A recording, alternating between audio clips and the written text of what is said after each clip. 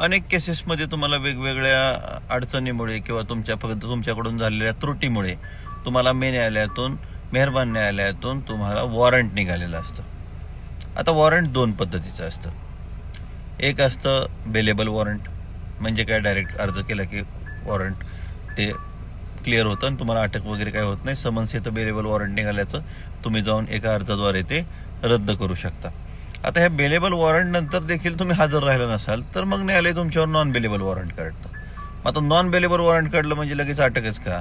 तर नाही. Non bailable warrant निघाल्याचं आपल्याला आपल्या वकिलांच्या मार्फत कळालं की लगेच आपण जाऊन ते पुन्हा रद्द करू शकता.